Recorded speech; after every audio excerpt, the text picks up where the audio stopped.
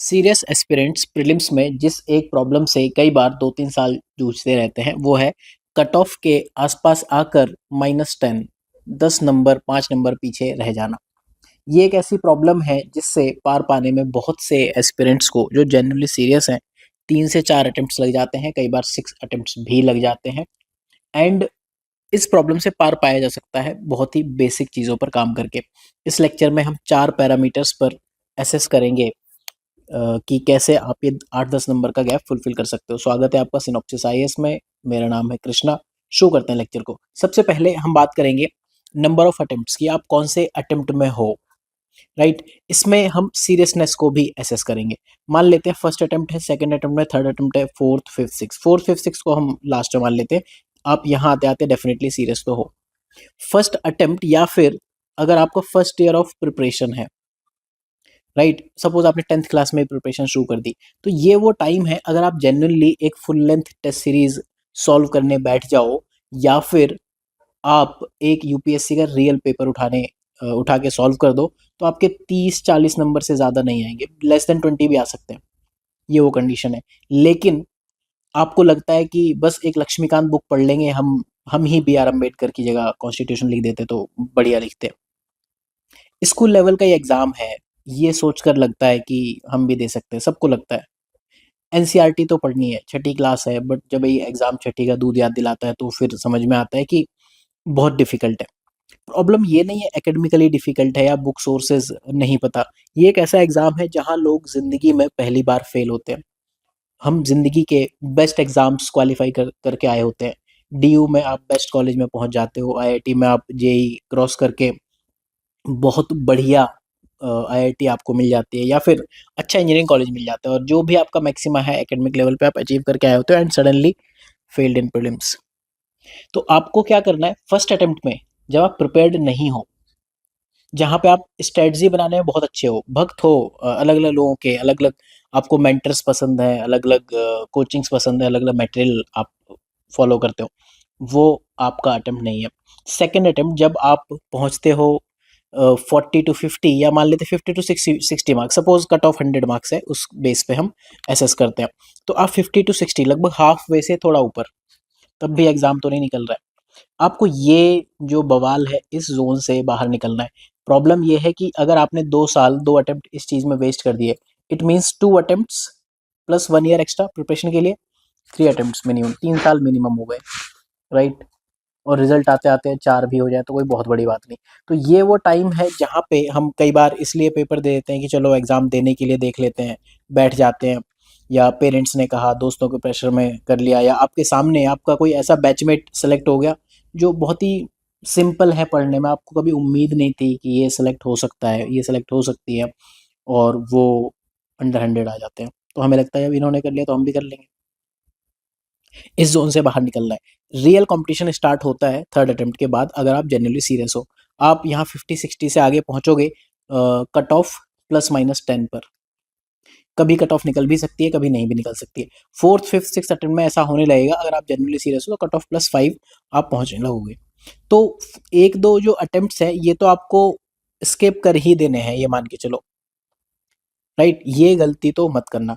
तो सबसे पहली चीज़, अगर आप 10 नंबर से फेल हो रहे हो एंड आपको लगता है कि किसी भी अटेम्प्ट में, सपोज आपके फोर्थ अटेम्प्ट आ चुका है बट आपके मार्क्स अभी 50s या 60s में ही है, आपको 1 साल का ड्रॉप ज़रूर लेना चाहिए।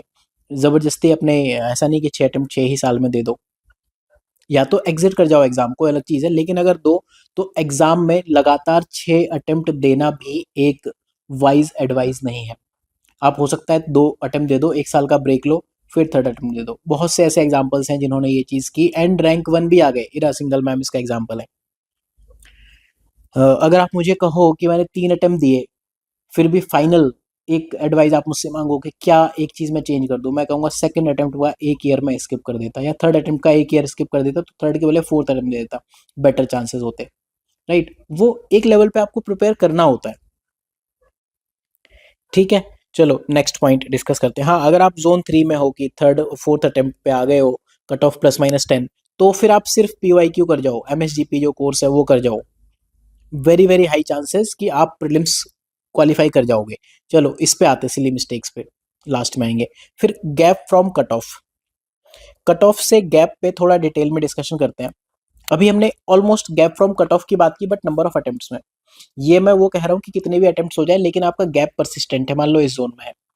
अगर आपका लेस देन 10 मार्क्स है, ये मान के चलो आपको कुछ भी न्यू पढ़ने की नीड नहीं है, जो आपको आता है वही सिलेक्शन हो जाएगा। फॉर एग्जाम्पल आप 4 क्वेश्चन नेगेटिव करके आते हो, एक क्वेश्चन नेगेटिव करने पे -0.67 आपको मिलेंगे, +2 मिलने थे, -0.67 मिल गए, तो टोटल आपका 2.67 का गैप हो गया। इसमें आप 4 से मल्टीप्लाई करोगे तो it is greater than 10। 4 question 10 number, बस यही है। आप सिली मिस्टेक्स कंट्रोल कर लो, यू आर इन। 4 आसान क्वेश्चन सॉल्व करना सीख लो, यू आर इन। 4 गलत क्वेश्चन स्केप करना सीख लो, यू आर इन। 10 से 20 नंबर में भी यही कहानी है, बस थोड़ा आपको केयरफुल होना है, नंबर ऑफ रिविजन्स वगैरह बढ़ाने हैं। ये जोन ठीक है, कंफर्टेबल है। लेकिन अगर आप 20 से 30 मार्क्स में हो तो आपका सिलेबस कंप्लीट नहीं है। एटलीस्ट 2 से 3 सब्जेक्ट्स, कम से कम छोटे सब्जेक्ट्स आपने छोड़ दिए हैं। वो साइंस टेक भी हो सकता है, वो इंटरनल सिक्योरिटी भी हो सकता है, कोई भी सब्जेक्ट हो सकता है। लेकिन अगर आपका फोर्थ अटेम्प्ट के बाद भी 30 से 35 नंबर का गैप है, इट मीन्स कि आप बस गुहियां छील रहे हो और कुछ नहीं, टाइम आप वेस्ट कर रहे हो। तो यहाँ पे आप एटलीस्ट एक अटेम्प्ट का गैप ले सकते हो। ठीक है, चलो सेकंड पॉइंट हो गया, gap from cut off. Mental and physical readiness बहुत शॉर्ट पॉइंट है, लेकिन आपको ये रियलाइज होगा जैसे जैसे एज 25 से ऊपर होती है, फिजिकल लेवल पे बॉडी का रिस्पॉन्स स्लो होता है, बॉडी डिग्रेड होना शुरू होती है। This is true both for male and female, दोनों केस में। मेमोरी हमारी उतनी बढ़िया वर्क नहीं करती जितनी एक 21 साल के इंसान की वर्क करती है जब आप 26, 27, 28 के होते हो। तो मेंटल लेवल पे आपको योगा, प्राणायाम, ये सब चीजें करनी चाहिए। फिजिकल में ये नहीं कि जाके बिल्कुल जिम तोड़ दिया, डोले सोले बनाने लगे, वो भी नहीं करना है। बेसिक फिटनेस वो रखना है, तोंदना निकला है, फैमिली पैक नहीं बनाना है इस टाइम पे। तो ठीक है, बाकी आप इसको समझते हो, यूट्यूब भरा पड़ा है, इन चीज़ों से देख लेना। बात करते हैं सबसे इंपॉर्टेंट चीज़ पर, सिली मिस्टेक्स। कैसे होगा इस पे काम?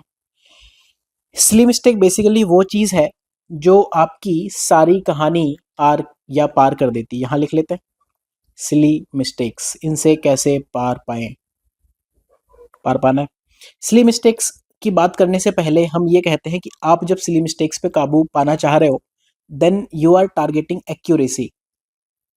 मेरी राइटिंग डेसिफर करने में मुझे दिक्कत खुद होती है, तो आप तो कर ही लेना। सिली मिस्टेक्स आपकी कम होती जाएंगी, एक्यूरेसी इंप्रूव होती जाएगी। जैसे सिली मिस्टेक में सबसे पहली सिली मिस्टेक क्या है, एक बेसिक फंडामेंटल चीज क्या है कि इजी क्वेश्चन रॉन्ग नहीं होना चाहिए था। इजी क्वेश्चन गलत हो गया, इसका मतलब कुछ तो गड़बड़ है, ये रॉन्ग नहीं होना चाहिए। एंड डिफिकल्ट क्वेश्चन, ये भी रॉन्ग नहीं होना चाहिए। अटेम्प्ट क्यों हो गया? इजी क्वेश्चन अटेम्प्ट होना ही चाहिए था, डिफिकल्ट क्वेश्चन अटेम्प्ट नहीं ही होना चाहिए था। अगर आपने ये बेसिक कॉन्सेप्ट समझ लिया, देन बहुत आपकी प्रॉब्लम बड़े लेवल पे सॉल्व होने वाली है। चलो इसको थोड़ा और देखते हैं। जब हम बात करते हैं इजी क्वेश्चन और जब हम बात करते हैं डिफिकल्ट क्वेश्चन, पहले इन दो चीजों पर बात करते हैं। इजी क्वेश्चन को आप जोड़ सकते हो, मैं कहूँ टाइप ऑफ सिली मिस्टेक में एक टाइप ऑफ सिली मिस्टेक होती है रीडिंग एरर। ठीक है, रीडिंग एरर। इजी क्वेश्चंस यहाँ सबसे ज्यादा गलत होते हैं, एंड मैं कहूँ डिफिकल्ट क्वेश्चन सबसे ज्यादा गलत कहाँ होते हैं? Recall error, right. Reading error और रिकॉल एरर में डिफरेंस क्या है? रीडिंग मतलब आपने किसी वजह से क्वेश्चन को गलत रीड कर लिया, रिकॉल एरर मतलब आपको याद नहीं आया। ठीक है, ऐसा कोई भी क्वेश्चन जो आपको याद नहीं आया, चाहे जितना भी आसान हो, वो एक डिफिकल्ट क्वेश्चन हो जाता है। ठीक है, फॉर एग्जाम्पल डिलिमिटेशन कमीशन, अगर आपको नहीं पता कि 3 है या 4 है, तो डिफिकल्ट ही क्वेश्चन है, चाहे कुछ हो। अगर आपको पता है 4 है, देन ये तो बिल्कुल चुटकियों का खेल है। लेस देन 1 सेकेंड टाइम लगता है ऐसे क्वेश्चन को आंसर करने में। तो इजी और क्वेश्चन को आप डिफाइन कैसे करो? एक जो सबके लिए डिफिकल्ट है, बट जो आपको नहीं आता वो भी तो डिफिकल्ट है ना। जरूरी नहीं कि मैं डिलिमिटेशन कमीशन पढ़ के बैठूं, या फिर कोई चिड़िया बिल्ली के किस तरह के पंख होते हैं, कब बच्चे पैदा करते हैं, कब कहाँ खाना खाने जाते हैं, वो भी मैं रटते फिरूं। ऐसा नहीं होता, राइट। जो आपका कंफर्ट जोन है that is easy question for you, जो आपका डिफिकल्टी जोन है वो आपका एक नॉन कंफर्ट जोन आएगा। हालांकि इसमें ओवर स्मार्टनेस की भी हम बात करेंगे। पहले इजी क्वेश्चन, रीडिंग एरर कहाँ आती है? जैसे कई बार हम बात कर चुके हैं, फिर से नोट्स बना लेना इसके। पहली चीज, क्वेश्चन में करेक्ट या इनकरेक्ट लिखा था, आपने पढ़ा ही नहीं। Which of the above statement is incorrect? Direct -2, सीधे -2 मार्क्स आपको मिल जाएंगे। दूसरा, इजी क्वेश्चन था, right. Question is easy but lengthy, बड़ा है, मेंटली आपने पढ़ते पढ़ते कोई लाइन मिस कर दी, चूक कर दी, फिर -2। -2 मार्क्स यहाँ भी मिलेंगे। फिर तीसरी, यहाँ पे तो एक ही क्वेश्चन गलत हो रहा है, यहाँ भी एक क्वेश्चन गलत हो रहा है। तीसरा, आप क्वेश्चन रीड ही नहीं कर पाए, रीड ही नहीं कर पाए, मतलब आप क्वेश्चन नंबर 100 तक पहुंचे ही नहीं। इसमें तो मतलब क्या है, -2 से लेके -20 30 कहीं भी आप मार्क्स लूज कर सकते हो, टाइम मैनेजमेंट के इश्यूज हैं।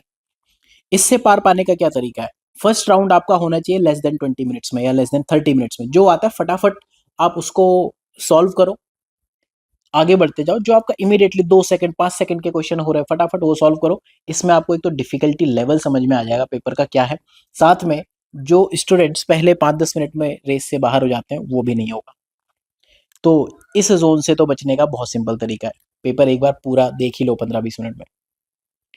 ठीक है। चौथी कौन सी एरर हो सकती है? लाइंस लिखी थी बहुत सारी 1 2 3 4 5, यहाँ बीच में कोई एक्सट्रीम कीवर्ड लिखा था या कोई एक लाइन आपने पढ़नी मिस कर दी, लाइन ही मिस कर दी, लाइन मिस्ड। या फिर आपने एक्सट्रीम कीवर्ड, कोई एलिमिनेशन का जो आपका कीवर्ड है वो मिस कर दिया, -2। देख रहे हो किन किन चीजों से आपके -2? ये सब रीडिंग एरर है, इजी क्वेश्चन जो आपको आते थे। या फिर एक और है, option number B C D आपने पढ़े ही नहीं। जैसे मान लो पूछ लिया which is the most appropriate definition of democracy. Polity में ऐसे बहुत क्वेश्चन पूछते हैं, आपको लगा ए भी बढ़िया, आपने फटाक से टिक करा और आगे बढ़ गए। भाई हो सकता है ए में कुछ था, डी ही मोस्ट अप्रोप्रिएट डेफिनेशन है। अगेन आपने सारे ऑप्शंस पढ़े नहीं। देखो एग्जाम क्या है ना, ऑब्जेक्टिव है। ऑब्जेक्टिव मतलब एलिमिनेशन का गेम है, चाहे एलिमिनेशन टेक्निक्स वर्क करें या ना करें। देखो 4 स्टेटमेंट है, ये गेम चल रहा है, स्क्विड गेम है, राइट? ठीक है। आपको ये फाइंड करना है कि दिस पर्सन इज करेक्ट, ये सही है या नहीं। इसको जानने के 2 तरीके हैं, आप या तो ये बता दो ये सही है, या फिर ये कह दो ये गलत है।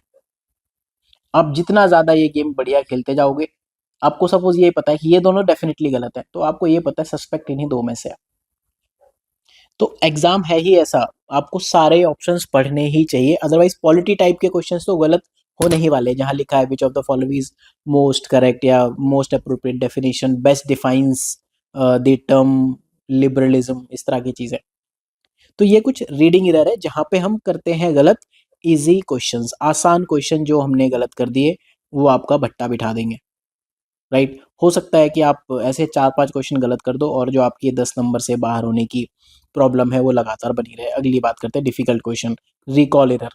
भाई याद ही नहीं आया, मान लो मैंने कितनी भी बुक पढ़ी, पहली चीज है याद नहीं आया, रिमेंबर के इशू हो सकते हैं, चीजें याद नहीं आती। इसका मतलब क्या है? आपने रिवीजन नहीं किया था ढंग से, या फिर आपके मेमोरी इश्यूज हैं, या फिर कुछ और रीजन है। ऐसे में एक ही एडवाइस है, डू नॉट अटेम्प्ट, कैपिटल में लिख रहा हूं ये, बाकी कर लेना। ऐसे क्वेश्चंस अटेम्प्ट ही नहीं करने ना, याद नहीं आया तो मतलब क्या मतलब है उसको अटेम्प्ट करने का, आप नेगेटिव ही लाने वाले हो। दूसरा, कॉन्फिडेंस नहीं आया, पढ़ा था कभी कहीं किसी मटेरियल में, किसी से सुना था, दोस्तों से बात करते हुए या बुक में पन्ने पलटते हुए दिख गया था, बट नहीं याद आया। अगेन पूरा कॉन्फिडेंस नहीं है कि ए है या बी है, पता नहीं। तो अगर इसमें 2 ऑप्शन एलिमिनेट हो जाते हैं तब तो आप अटेम्प्ट कर सकते हो, अदरवाइज यहाँ भी डू नॉट अटेम्प्ट, यहाँ भी आप -2 ले जाओगे, यहाँ भी -2 ले जाओगे। ये डिफिकल्ट क्वेश्चंस की बात कर रहा हूँ। तीसरा, याद तो आया, कॉन्फिडेंस ठीक ठाक था, लेकिन जब आप बबल मार्क कर रहे थे ना, तो आपने लास्ट मोमेंट पे डिसीजन चेंज कर दिया। अब हो सकता है गड़बड़ हो जाए। अब कॉन्फिडेंस इश्यूज आ गए तो यहाँ पे आपको प्रोबेबिलिटी टेक्निक यूज करनी है। प्रोबेबिलिटी मेथड क्या होता है? देखो, अगर आपका साइंस बैकग्राउंड नहीं भी है तो भी आपको पता होना चाहिए प्रोबेबिलिटी मेथड क्या होता है। सी सेट तो देना ही है ना। एक इवेंट है, प्रोबेबिलिटी ऑफ अनबाइज्ड इवेंट, इसको वैसे समझाता हूँ। मान लो एम एस धोनी है, इनको कहा टॉस करना है, और साथ में यहाँ पे ये कोई सपोज रोहित शर्मा के साथ, चलो इनको टॉस करना है। इन दोनों ने टॉस किया। अनबाइज्ड इवेंट क्या है? मान लो 50 बार सीएसके और मुंबई इंडियंस के मैच हुए, ऐसा नहीं होगा कि धोनी ने 40 बार टॉस जीत लिया और रोहित शर्मा सिर्फ 10 बार जीत पाया, ऐसा नहीं होगा। हाँ, 5 मैच में ऐसा हो सकता है 5 आउट ऑफ 5 एक कैप्टन जीत गया, बट जैसे जैसे सैंपल स्पेस बड़ा होता जाता है ना, वैसे वैसे प्रोबेबिलिटी ऑलमोस्ट इक्वल होती जाती है। Probability of unbiased event, P event लिख सकते हैं हम इसको। This is number of favourable outcome, मतलब सपोज आपको हेड चाहिए तो ये फेवरेबल आउटकम है 1, ठीक है, अपॉन टोटल आउटकम। कितने हो सकते हैं टॉस उछालने पे आउटकम? 2, 1/2।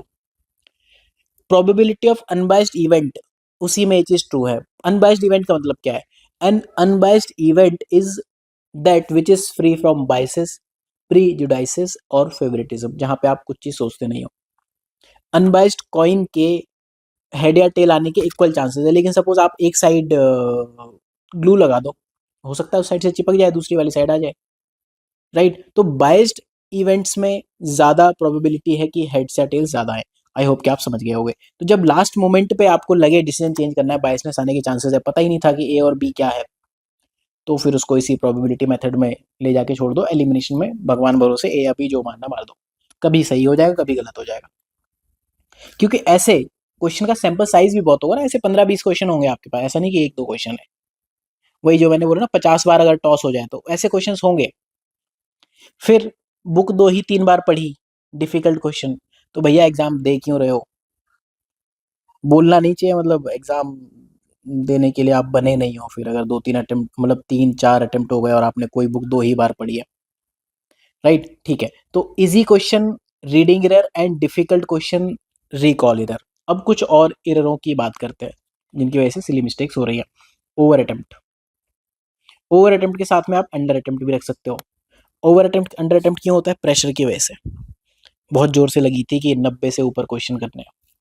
टॉपर्स ने तो बोला था 90 प्लस क्वेश्चन करने हैं, 85 प्लस क्वेश्चन करने हैं, तो कर लो फिर टॉपर स्टॉक। आपके नेगेटिव हो गए, टॉपर्स बन जाएंगे जिन्होंने अपने हिसाब से किया, वो उन्हीं के हिसाब से कर लो, वही बन जाएंगे आईएएस फिर। तो ये प्रेशर है। फिर प्रेशर कहाँ आता है कि एक टॉपिक चैप्टर बहुत पढ़ा था, फॉर एग्जांपल कॉन्स्टिट्यूशनल डेवलपमेंट बहुत पढ़ा है हमने ब्रिटिश पॉलिसीज में, या फिर बुद्धिज्म या जैनिज्म हमने बहुत पढ़ा है, बट एग्जाम में एग्जैक्ट क्वेश्चन नहीं आया, टाइम बहुत दिया था, राइट? इस चैप्टर का क्वेश्चन कैसे नहीं होगा? वो ईगो आ जाता है यहाँ पे, प्रेशर के साथ ईगो इन्वॉल्व हो गया, इस चैप्टर का क्वेश्चन होगा कैसे नहीं? तो पीएचडी कर लेते फिर उसमें, और क्या है, यूपीएससी की तैयारी क्यों कर रहे हो? हमेशा ऐसे क्वेश्चंस होंगे जो आपको आते होंगे, आपके कंफर्ट जोन के होंगे, एंड आप उन्हें गलत कराओगे। एक चीज जो आप कॉन्टिन्यूसली ऑब्जर्व करोगे, लोग अपने ऑप्शनल्स के क्वेश्चंस प्रीलिम्स में बहुत बार गलत कर देते हैं, राइट? फिर फैक्चुअल क्वेश्चन में ओवर अटेम्प्ट कर दिया, मतलब फैक्ट है, आता है तो आता है, नहीं आता तो नहीं आता, ये भी ओवर अटेम्प्ट हो गया कि क्वेश्चन फैक्चुअल था और आपने ओवर अटेम्प्ट कर दिया। फिर कुछ हेजी, एक प्रेशर है, एक ईगो है, एक हेजी है। कम रिवाइज किया था, याद नहीं आया, फिर भी अटेम्प्ट कर दिया। अरे क्यों कर दिया अटेम्प्ट?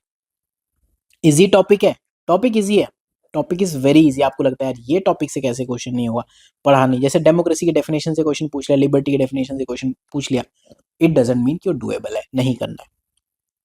एनसीईआरटी से कोई क्वेश्चन आ गया, इट डजंट मीन वो डुएबल है, ठीक है? तो ये आपके ओवर अटेम्प्ट की कुछ एरर्स होती हैं।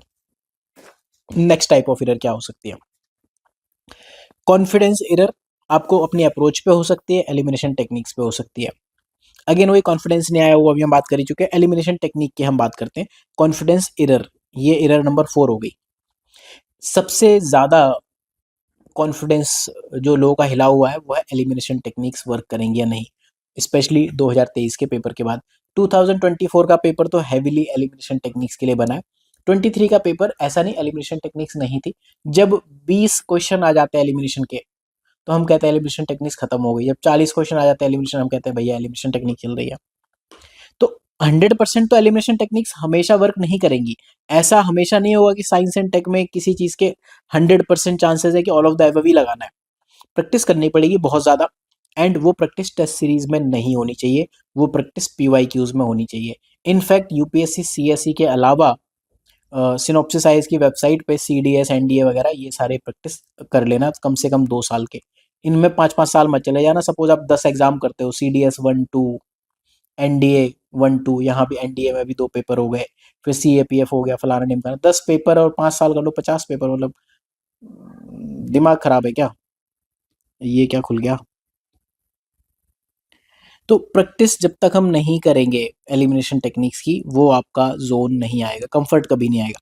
फिर इसमें एक इशू और होता है कॉन्फिडेंस इशू या एलिमिनेशन टेक्निक में, एक चीज जो आप ध्यान रखना, ऑल ऑफ द अबव एओटीए हम मोस्टली यूज टू होते हैं डी ऑप्शन में होगा। यूपीएससी लगभग हर साल ऐसा करता है कि डी के बदले बी या सी में ऑल ऑफ द अबव दे देता है, या मैक्सिमम नंबर ऑफ जो करेक्ट है वो बी या सी में दे देता है।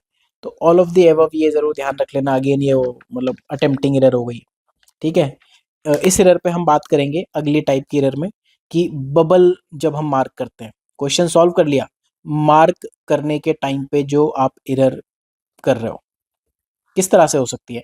मान लो क्वेश्चन नंबर 25 आप अटेम्प्ट कर रहे हो, सेम क्वेश्चन है, सेम क्वेश्चन में आपने ए भी मार्क कर दिया, ए बी सी और डी सी भी मार्क कर दिया, एक ये वाली एरर हो गई। एक क्वेश्चन में 2 बबल मार्क कर दी, तो इरेज करो बैठ के, उसके लिए व्हाइटनर ले जाना काम आता है।